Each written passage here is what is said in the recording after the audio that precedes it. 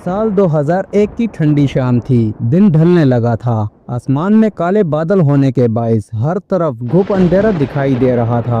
विजय का आज दिल्ली में पहला दिन था। कोचिंग में दाखिला तो हो गया, लेकिन रहने के लिए कमरे का इंतजाम करने में पूरा दिन दौड़ भाग में ही गुजर गया। बड़े शहर के अच्छे कॉलेज और कोचिंग में दाखिला लेना जितना आसान होता है, बैचलर लड़कों को कमरा उतनी ही मुश्किल से मिल पाता है। विजय अभी रात गुजारने के बारे में सोच ही रहा था कि अचानक एक बार फिर से जोरदार बिजली कड़की और विजय अपने ख्यालों से बाहर आ गया। वैसे तो दिल्ली में आमतौर पर हर तरफ भीड़ नजर आती है, लेकिन ये आउटर दिल्ली का इलाका था। जिस बस स्टॉप पर वो बस का इंतजार कर रहा था, वहाँ आसपास कोई नजर नहीं आ रहा था और दूर दूर तक कहीं इंसान का कोई नामो निशान दिखाई नहीं दे रहा था। अचानक विजय को अपने पीछे किसी के होने का एहसास हुआ। विजय ने पलटकर पीछे देखा तो वहाँ एक जीन्स और कुर्ती पहने लड़की खड़ी थी। विजय कुछ देर तक चुपचाप खड़ा बारिश की बूंदों को देखता रहा। फिर लड़की की तरफ देखकर कहने लगा, इतनी रात को आपको अकेले नहीं निकलना चाहिए था। मौसम भी खराब है,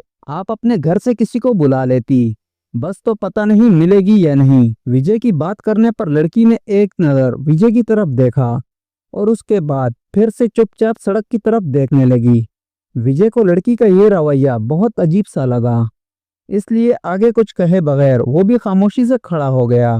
विजय और लड़की तकरीबन 40 से 45 मिनट बस स्टॉप पर खड़े रहे और अब रात के तकरीबन 9:30 बज चुके थे। विजय को जोरों से भूख भी लगी हुई थी, इसलिए ज्यादा देर खड़ा रहना और बस का इंतजार करना उसके लिए मजीद मुश्किल होता जा रहा था। लड़की ने कहा, मुझे नहीं लगता इस रूट से कोई भी बस आने वाली है और तुम मुझे दिल्ली के नहीं लगते, कहाँ के रहने वाले हो? विजय ने जवाब दिया, हाँ मैं असल में जौनपुर से आया हूँ। यहाँ पीएससी की तैयारी करने के लिए कोचिंग में दाखिला लिया है।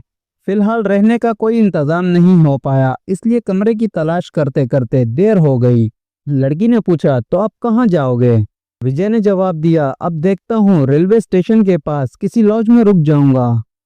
लड़की ने फिर से कहा, तुम्हें रहने के लिए जगह की जरूरत है। वैसे मेरी सोसाइटी में एक फ्लैट खाली है, अगर तुम चाहो तो मैं मदद कर सकती हूँ। विजय ने कहा, ठीक है, आप कहाँ रहती हो? बस यहाँ से कुछ दूर ही मेरा फ्लैट है, मैं वहाँ किराए पर रहती हूँ। आप मेरे साथ चलें, मैं आपको अपना फ्लैट दिखा देती हूँ। विजय ने चौंक कर कहा, क्या इतनी रात को वहाँ चलना ठीक होगा? आप मुझे एड्रेस दे दें, मैं सुबह आ जाऊँगा। नहीं, ये दिल्ली है, यहाँ कभी रात नहीं होती। और तुम कौन सा लड़की हो जो घबरा रहे हो? वैसे भी यहाँ बस स्टॉप पर रात गुजारना महफूज नहीं, सामने ही कब्रिस्तान है। कई बार लोगों को अजीबो गरीब तजर्बे यहाँ हुए हैं। भूतों पर तो यकीन करते होगे ना तुम? कभी महसूस किया है आधी रात को सन्नाटे में किसी की मौजूदगी को? विजय ने गुस्से से कहा, क्या आपको ये वक्त मजाक का लग रहा है? और वो कुछ देर के लिए सोचने लगा और फिर लड़की के साथ चलने के लिए तैयार हो गया। जब तुम करीब ही रहती हो, फिर आधी रात तक बस स्टॉप पर क्यों खड़ी थी? तुम आसानी से वॉक करके भी तो जा सकती थी ना। मैं बस अपनी सहेली का इंतजार कर रही थी, लेकिन लगता है अब वो नहीं आएगी, अपने बॉयफ्रेंड के साथ ही रात गुजारेगी। और वैसे भी मैं किसी से नहीं डरती। दिशा नाम है मेरा, बरेली की रहने वाली हूँ। कुछ दूर पैदल चलने के बाद विजय और दिशा एक पुरानी सी कॉलोनी के पास पहुँच गए। ये कोई सरकारी कॉलोनी नजर आ रही थी। कॉलोनी के दाखिली दरवाजे पर एक लोहे का बड़ा सा गेट था, जिसका पेंट जगह जगह से उखड़ा हुआ था। कॉलोनी बहुत पुरानी और सुनसान लग रही थी। विजय ने कहा, थोड़ी अजीब कॉलोनी नहीं है, तुम यहाँ कैसे रह लेती हो? दिशा ने जवाब दिया, हाँ यहाँ ज्यादा लोग नहीं रहते, काफी मकान खाली हैं। ये 3 नंबर वाला मकान खाली है, तुम चाहो तो आज रात यहीं रुक जाओ। मैं भी यहीं 2 मकान छोड़कर आगे रहती हूँ। पूरी कॉलोनी अंधेरे में डूबी हुई थी, हर तरफ सन्नाटा छाया हुआ था।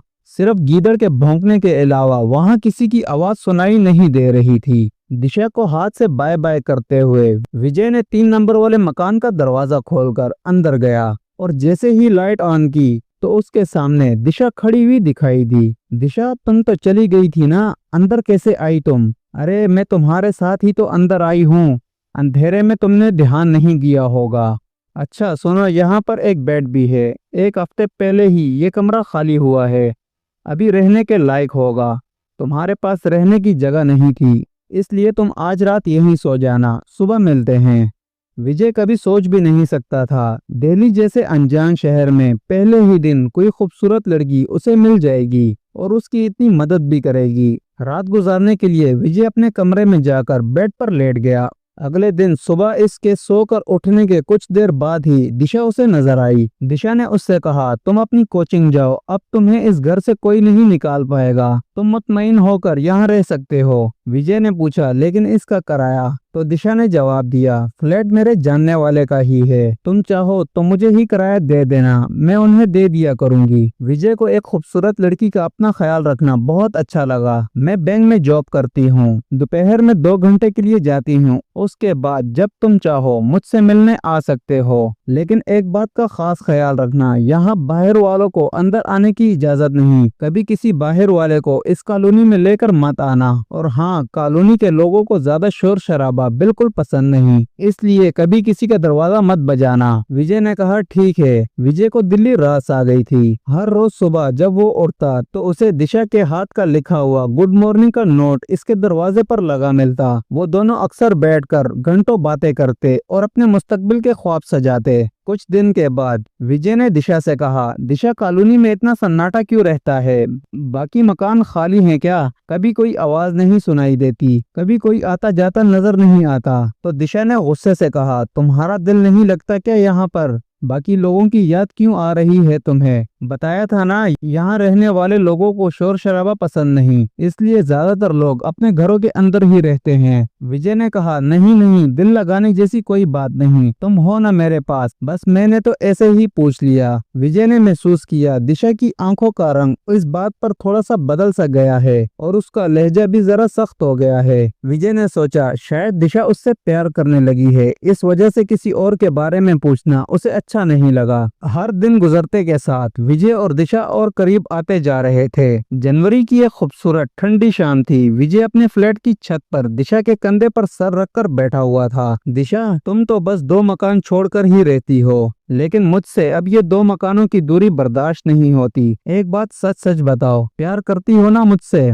दिशा ने जवाब दिया, बहुत ज्यादा। तुम सोच भी नहीं सकते कि मैं तुमसे कितना प्यार करती हूँ। तुम्हें पाने के लिए मैं किसी भी हद तक जाने के लिए तैयार हूँ। सोच लो, प्यार करोगे तो हर हद को पार करके निभाना पड़ेगा, वरना हम दोस्त ही ठीक हैं। विजय ने कहा, अब फैसला हो गया तो अलग अलग फ्लैट क्यों, आज से हम एक साथ ही रहेंगे। दिशा विजय के कंधे पर सर रखकर बैठी हुई थी और विजय दिशा के लंबे बालों से खेलते हुए बातें कर रहा था। तभी इसने देखा कि कुछ दूर आदमी एक छत पर खड़ा इन्हें घूर रहा है। तो विजय ने कहा, चलो नीचे चलते हैं, पता नहीं ये कौन आदमी है, जब भी तुम्हारे साथ यहाँ बैठता हूँ तो अजीब नजरों से मुझे देखता है, कहीं ये आदमी है या भूत, ऐसे आंखें फाड़कर कौन देखता है, तुम जरा मुहतात रहना। दिशा ने कहा, मुझे उससे कोई खतरा नहीं, तुम फिक्र मत करो, छोड़ो उसे। विजय के कहने पर दिशा अब उसके फ्लैट में शिफ्ट हो गई थी। दोनों लिव इन में रहने लगे और एक दूसरे के साथ बहुत खुश थे। एक दिन विजय की कोचिंग में उसके दोस्त ने कहा, यार सेशन खत्म होते ही तुम ऐसे गायब हो जाते हो जैसे गधे के सर से सींग। अब तो 1 साल होने को आया, थोड़ा वक्त हमारे साथ भी गुजार लिया करो, इतने भी बुरे नहीं हैं हम कि तुम हमारे साथ 2 बातें भी ना कर सको। विजय ने जवाब दिया, यार ऐसी बात नहीं है, वो क्या है ना, दिशा की कोचिंग दिन में ही खत्म हो जाती है, वो बेचारी पूरा दिन घर में मेरा इंतजार करती है, अकेली परेशान हो जाती है, इसलिए मैं जल्दी घर चला जाता हूँ। उसके दोस्त ने कहा, दिशा, मतलब तुम शादीशुदा हो?